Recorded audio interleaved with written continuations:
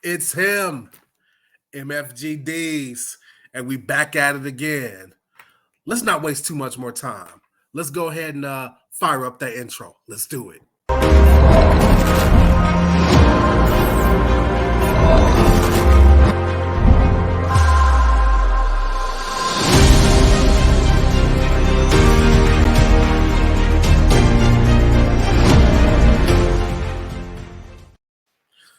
What's up, y'all? All right, man. Y'all know I've been under the weather, but I'm back at it. I'm a trooper. We gonna do this.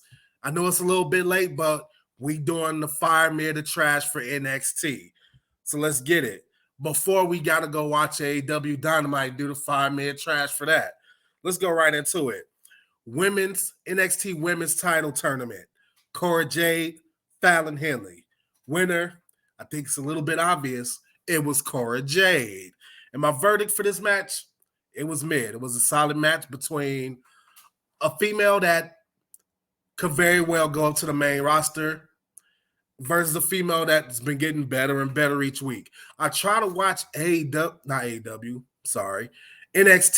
from a different type of lens. I try to watch it from the lens of these are new wrestlers getting better because they're at the beginning of their professional wrestling careers.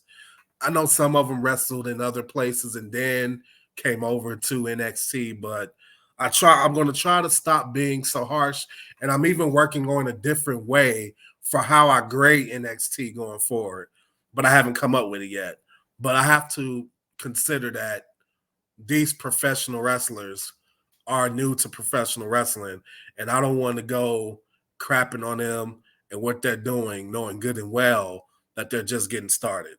And since I already slipped up and said AEW, I'm really hoping that AEW does the same thing with Rampage with their new show coming into the picture, where they're going to start putting on young professional wrestlers who are new to it, where I can also grade them and NXT on the same scale and have a little more harsher when needed of a criticism for the Raws, the SmackDowns, the Dynamites, and the Collisions. But back to NXT. I think that the NXT's women's division is like the machine that keeps rolling. Every time you get a good women's wrestler in NXT, they graduate to the main roster and they just pluck out a new one. And I like that about NXT. Most of my criticisms for NXT are never really the in-ring performances by the women, but they're more so the segments where they're talking and things like that. Those are the things that mainly need to be cleaned up before they go to the main roster. As far as this match, Cora Jade, I don't know how else to say it. She's like the second coming of AJ Lee. Here we go again. Second coming of AJ Lee. She's very good in the ring. She's decent on the microphone. And I want to see her continue to develop those mic skills. But in the ring, that girl can go. She can go.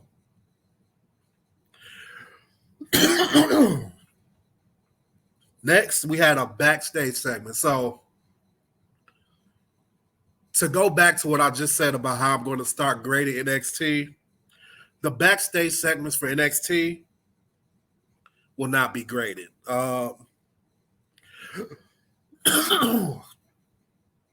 They're all trash.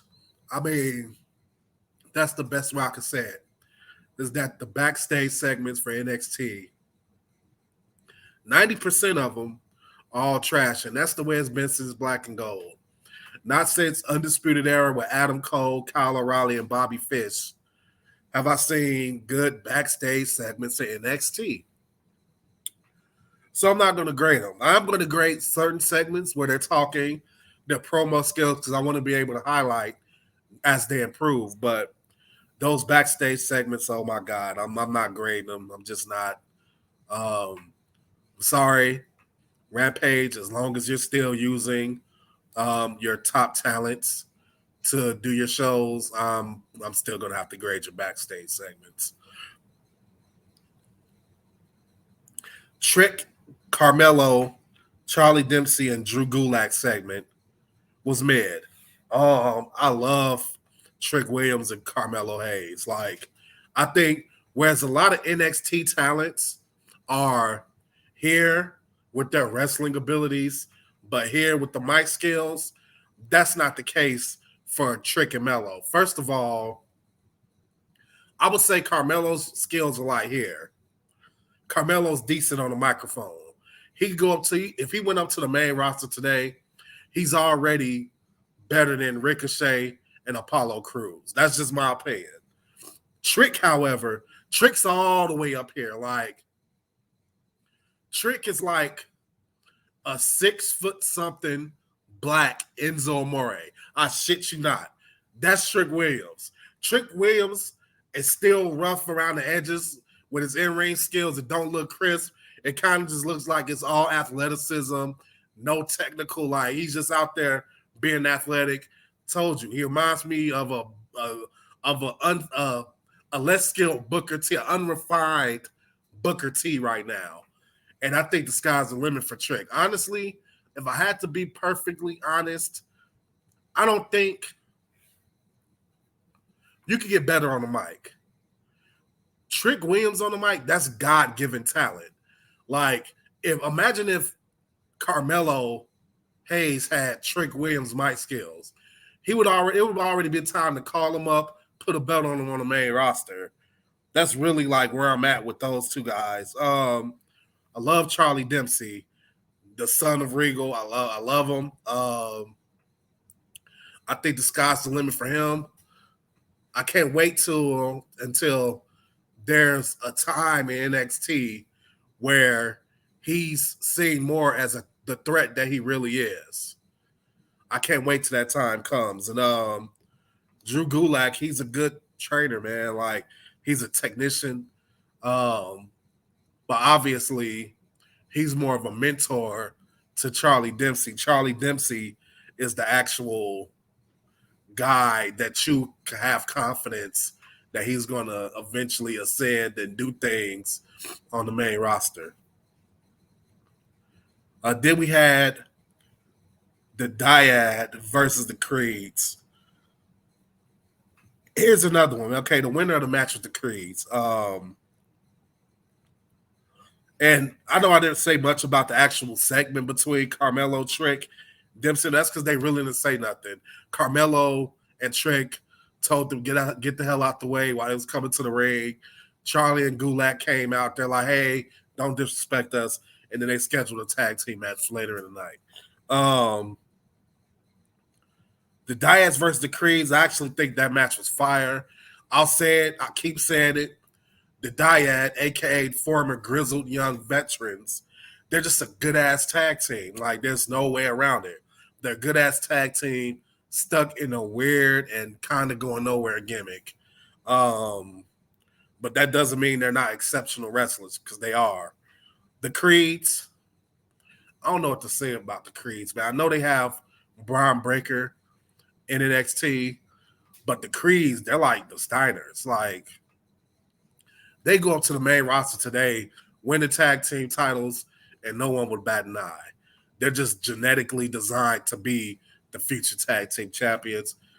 I don't know why they haven't been called up. Maybe because there's things we don't know for why they haven't been called up, but they look the part. And when they get the belts, they are the part. Trust me. Then they had a very uncomfortable segment with Noam Dar, or should I call him Noam Dar Layfield, because he spent the entire segment with Dragon Lee basically poking fun at his ability to speak English, pointing out that, just kind of just poking fun at his heritage, his struggles, or I wouldn't even say struggle, because Dragon Lee's not struggling to speak English no more than Noam Dar was. And Dragon Lee actually pointed that out during the segment. This is a real uncomfortable segment to me. I mean, I know I'm probably not the one to feel uncomfortable about it, but it made me uncomfortable. I mean, if I'm watching a segment, let's say Noam Dar was doing the segment with we'll say Wesley. And then Noam Dar the whole time was like, yo, yeah, man, what's up? Yeah, yeah. Like I kind of be like, I'm a little bit offended by that. So yeah, like Noam Dar's whole me don't speak English, like that whole crap. Noam Dar's I felt like that was trash. So guess what that segment got for me? A trash. That shit was trash. All right. Then I'm just going to encompass all of their segments all together. Something else that was trash was the segments between Dijak and Dragunov. And I'm not going to call them. I know I said I'm not going to grade their backstage segments, but Dijak has been on the main roster. Dragunov should know, like, these segments were really cringy. The segments where I guess Dijak was torturing Dragunov and Dragunov have his shirt off, panting, with Bruce said that you can't break me.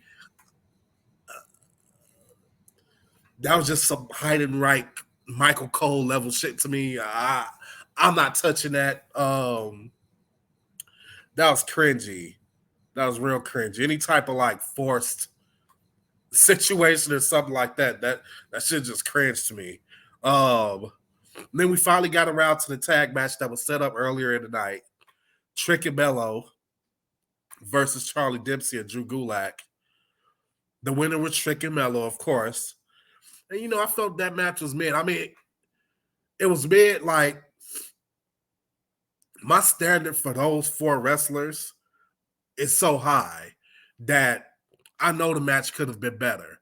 The match was what it was. It was mid, and there's really, okay, so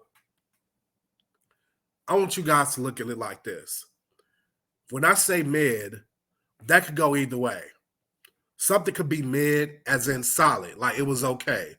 Or if it's something that's supposed to be exceptional and I say it's mid, obviously that's not good. That means it underwhelmed. So in the case of this, I would say that this was more of a solid type match. Trick and Mello are just higher on the card than Dempsey and Gulak. So obviously I didn't go in thinking that it was going to be, this 5-star match. It was solid. Then we had Thea Hale and Kiana James going at it because Kiana James decided to basically tell Thea Hale that she wasn't shit. Like, he wasn't in the women's tournament. I'm at the top of the card, which Kiana James is not at the top of the card, guys. She's not. She was bullying Thea Hale. Kiana James did back it up. She won. Thea Hale's a little spark plug. She reminds me a lot of a Nikki Cross type of character, but she's not like psychotic. She's just super perky and energetic. All I have to really say about those two wrestlers is that just keep developing. I think they both could be good. They just got to keep on going. Then we had a segment with Wesley, Tyler Bate, and Joe Gacy. Ava was there too, but I don't know why Ava was there, but okay. This segment was mid. The more it got rolling, the more interested I got. I kind of started off sitting back in my seat like this, and then the more it kept going, I was like, I started getting closer because it's a little bit of drama, it's a little bit of tea going on with this situation. Yeah, basically Joe Gacy was trying to drive a wedge between Wesley and Tyler Bate. Excuse me. He was doing so by telling Wesley that Tyler Bate's lying. Tyler Bate just wants a shot at the title. Then Tyler Bate basically came out there and said, Joe Gacy, keep my name out your mouth, mate. That's basically what he said. And then Tyler Bate was basically like, yeah, if you want to go at it, we could go at it. And then basically He was like, yo, Wesley, by the way, I do want to shot that title though.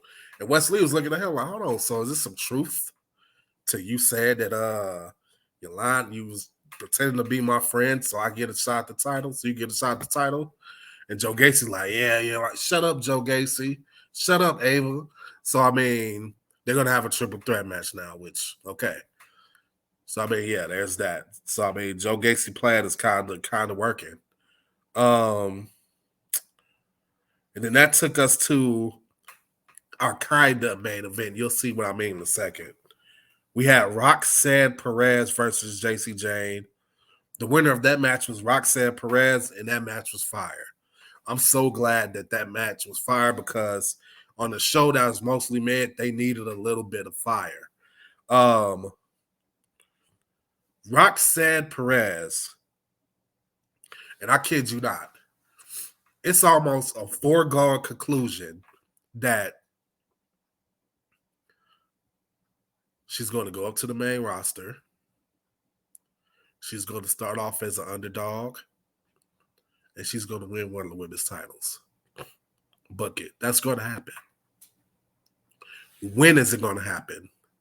Is what I want to know, because they had a little segment right before the match that showed Roxanne Perez talking about how great her year in her past year was, and she's looking forward to the upcoming year. And on her little poster board, it had NXT, then it had the Raw and SmackDown logos, and at the bottom it had the WrestleMania logo, and not just any WrestleMania logo, next year's WrestleMania logo. So I'm starting to wonder, are they going to have Rock? And she even talked about, are they going to have Roxanne Perez win the Women's Royal Rumble? We'll see. So Roxanne Perez won that match. JC Jane put up a hell of a fight in this match. And JC Jane, now let me explain this. I'll say this once and I'll say it again. I'm going to say it again in a little bit. Mandy Rose, Gigi Dolan, JC Jane. Out of those three, JC Jane was the weak link to me the entire time of Toxic Attraction. But now I'm starting to see that not only is JC Jane probably better on the microphone than Gigi Dolan, she's starting to look like a better wrestler than Gigi Dolan. Maybe I wasn't paying attention the whole time, but that's the impression I'm starting to get, that JC Jane is literally just better. That being said, I still maintain that Gigi Dolan and JC Jane are better together than they are apart. Yeah, they're fighting their rivals now, but they should have never broke that team up. They should have kept Toxic Attraction going. Like, man. So then we had our key segment of the night. Trick, Carmelo, Braun Breaker. It was mad. It was mad. First of all, Braun came out. And Braun was out there. He bought like 20 security guards. And he said, the security guards are here to protect you from me getting. Let me get my words together. They're here to protect you from me. And he stood back and he talked, and they went back at it before Carmelo dived out the ring and took out some of the security, and then Trick started just throwing haymakers. But anyway, it ended up with Braun Breaker clotheslined the Soul. When I say clotheslined the Soul, I mean Braun Breaker clotheslined Carmelo Hayes. He flipped. His soul flopped. Like, let me say it again. Braun Breaker clotheslined Carmelo Hayes, and Carmelo flipped, but his soul flopped. Like, they was going in two different directions. Carmelo's soul somehow fell back down from the heavens, went back into his body. And he found a way to kick Braun Breaker in the nuts and hit him with the NXT title. And pretty much that's how the episode of NXT went off. So, I mean, the overall verdict of the show was mid. It was an okay show. What do you guys want me to say? I'm so glad I coughed a little bit less of this show than the last show. But yeah, man, that's pretty much it. We're gonna keep this day pushing. Any type of comments or ideas, please follow, please subscribe. I want to get this to where we just become one big nation and just all sit there, talk about this shit to the point where I can have some of you guys on episodes of Fire Man to Trash, and we could say together what we think is Fire Man to Trash. But that's it. I'm MFGDs. You can catch me on Let's Talk Dynasty with co-host Andrew Mott. He's the guy over there. I'm just here. I'm the co-host. And that's pretty much it. We're going to watch AEW Dynamite tonight. We're going to get all right. And we'll see a video in the morning. See you guys later.